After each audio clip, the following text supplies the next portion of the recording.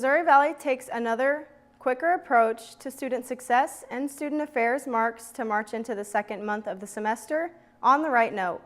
Welcome to KMVC News. I'm Deja White. First, the Trump administration recently announced changes to the H-1B visa program. That's the program that allows international graduates to work in the U.S. after finishing college. KMVC's Luis Palomino reports those changes could affect students and alumni at MVC.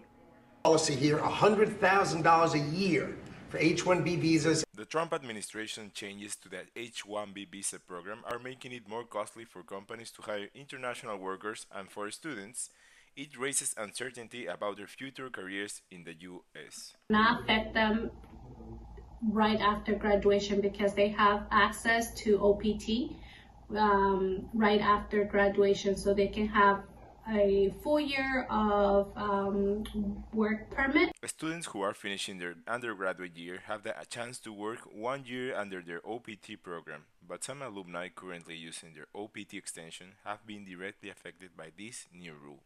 And right now I'm working here in Miami, Florida as a wealth management advisor, and my idea here was to be working this year and then trying to apply for my HB1 visa. But at the moment, knowing what Trump did and everything, it's going to be really difficult for me and for my company to pay that amount of money. We will advise them on the correct way, maybe with the immigration lawyer, because I do not have all the answers for them.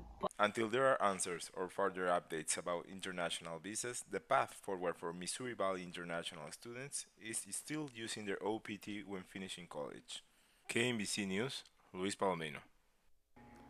Farfan and Missouri Valley's International Office says it is keeping in touch with students and alumni who need assessment while working in the U.S. September is National Suicide Prevention Month, and mental health awareness is a growing focus for educators from elementary through postgraduate education. Missouri Valley kicked off Valleypalooza to highlight the Marshall community together to shed more light on mental health and suicide prevention. The Light Up the Night walk in Marshall brought students, families, and the community members together. Valley Student Affairs, Marshall Public Schools, and the Saline County Mental Health Association put this event together. This gave people the opportunity to honor and remember anyone they knew that struggled with mental health or suicide. Many dedicated luminaries writing the names of those they are there to honor or remember. One name that could be found on some luminaries was Damian Lee Brown. Brown died last year by suicide. His mom, Shauna Lash, joined the walk. Lash, a former mental health nurse, says she is grateful for events like the Glow Walk. I love it. I hope that it gets bigger and bigger. Not that I want people to have to come to these, but I want people to support them, because the more awareness we have, the better. This is Valley's first time hosting this event. The community picked each other up and brought light to hard times during National Suicide Awareness Month. For Lash, the walk had a good turnout. Everybody involved with not just a mother, a friend, a brother, a sibling, a child. It brings us all together and lets us know we're not alone. And so I think that's fabulous. Saline County Coroner Willie Harlow spoke amongst the crowd. After he finished speaking, the community began walking and merged together, creating a sea of glow sticks and neon shirts. The path of reflection took the crowd through campus and around Greg Mitchell Field. The walk was really interesting because there was a lot of people from the community that came out and showed their support for the movement, and it was really nice to see everyone dedicating their time to something that was so important for the community. The event was open to everyone until around 9 p.m. Those who attended had the option to continue walking or meet back at the columns to enjoy each other's presence and have a good time while supporting each other. While the walk kicked off Family Weekend, it also carried a deeper message. The message is that no one facing mental health battles or suicide has to go through it alone. Missouri Valley began implementing campus-wide 4-week grade checks in the spring semester, and the success of that from the spring is built into the academic calendar. Students have the results of their 4-week grades, and as KMVC's Gerald Carbo reports, these early scores give us students a first checkpoint on their progress this semester. The 4-week grades let the professor and the staff know early on whether students are struggling or not. Rather than waiting until midterm grades, the system encourages the college to find struggling students early in their careers and offer the necessary help before a small little problem turns into a big one. Well, the purpose is try to get an early idea how students are doing in their classes.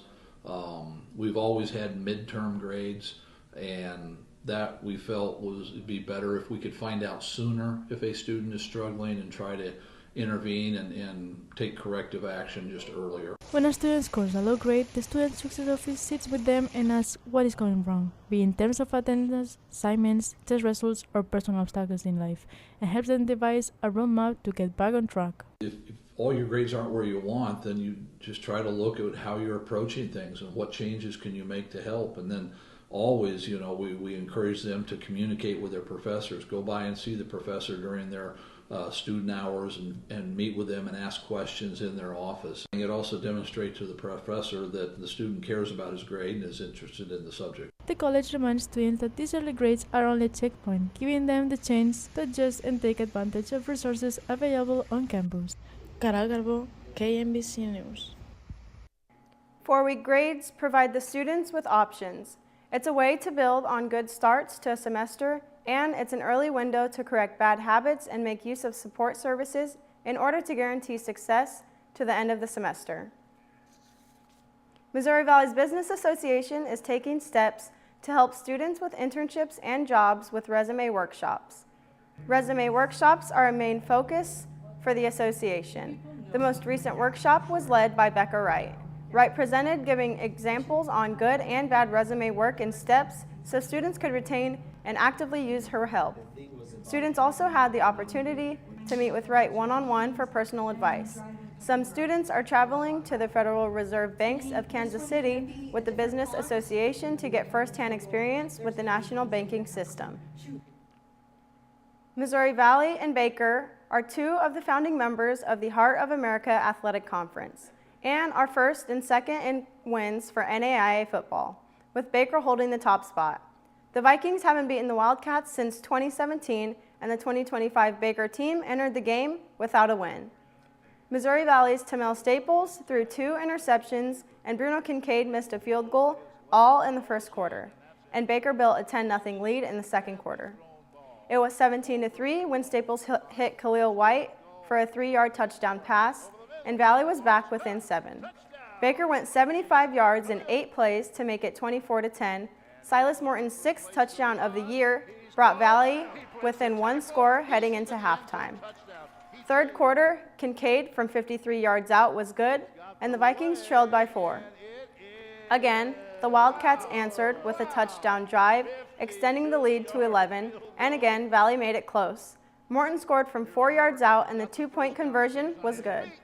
Valley trailed by 3, but that was as close as Valley would get. Baker had a 14-play drive that ate almost 9 minutes off the clock in the fourth quarter. That ended in a 1-yard touchdown run. Baker gets its first win of the season, 38-28. Baker was 3 of 3 on 4th down, converting twice on its last scoring drive. Valley's Morton had 80 yards on 16 carries to go with his 2 scores. Valley is now 2-2 heading into its game against St. Ambrose on October 4th. Missouri Valley's soccer teams are now halfway through their conference seasons. 7 conference games remain after the weekend's match against Graceland. The 2 teams entered the games against the Yellow Jackets off a 5-1 win against William Woods, and the first half belonged to Valley's Ashley Arribas. First, she scored in the 16th minute to give Valley the lead. 9 minutes later, she added a second goal. That's her 4th goal of the year and 3rd in the last 2 games. The defense did the rest, limiting Graceland to 2 second-half shots. Marina Barbara made 2 saves, and Missouri Valley stays unbeaten with a 2-0 win over Graceland. Valley is 1 point behind first place Central Methodist, but Missouri Valley has a game in hand. The Vikings host Park on October 4th, and the game is available on the Vikings Sports Network. The Missouri Valley men's team tied William Woods on the 23rd and needed a win to stay in position for the playoffs heading into the second half of the conference season. The Vikings and Yellow Jackets were scoreless until the 51st minute when Taiga Matsumoto scored his second of the season to put Valley on the board.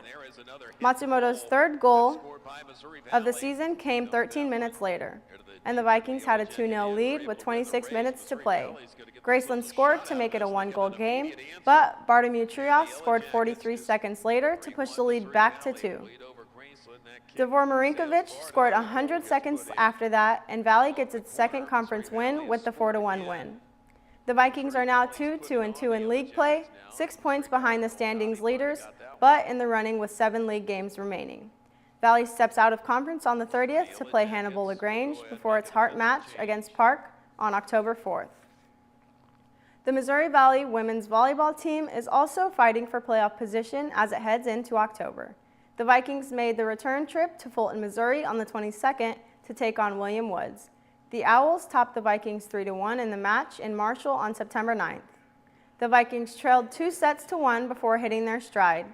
Missouri Valley had 13 kills on 27 attempts, a 4-81 kill percentage, and 3 service aces in winning the fourth set 25-15. The Vikings then used a 6-1 run in the fifth set behind kills from Laura Tavares to take the set 15-11 and the match 3-2.